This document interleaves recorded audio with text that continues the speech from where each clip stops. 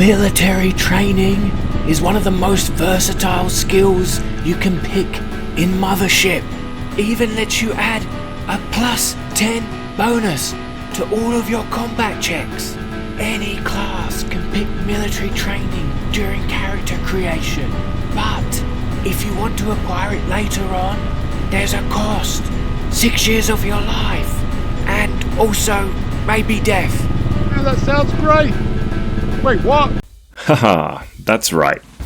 In order to learn the military training skill, you'll need to spend 6 years in the military. But it's totally free of charge. So, not a bad place to hide if you run out of money. Welcome to the army, son! Now, according to the player's survival guide, you're supposed to relinquish your character during their period of military service, and you get them back when the 6 years are over.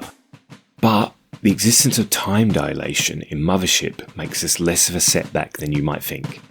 For example, a small jump-free voyage could result in a crew returning to a world where years have passed. Your character could sit out just one session, and by the time their crewmates have returned, their military service is over.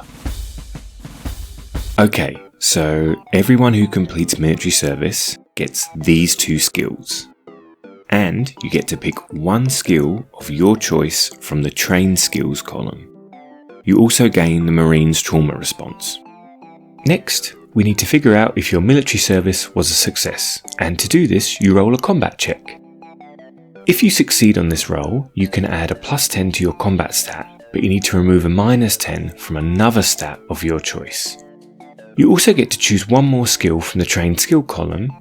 If your check was a critical success, you can even swap these 2 trained skills for one from the expert column.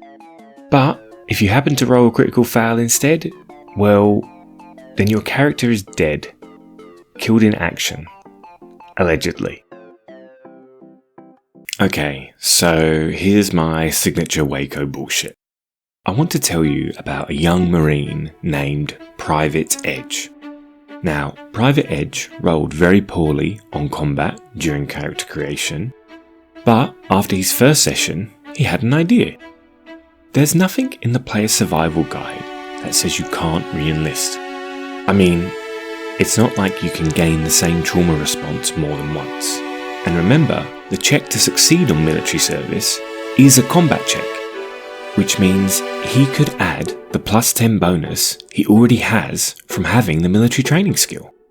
So even with the lowest possible roll during character creation, this young Marine still has a 47% chance of success.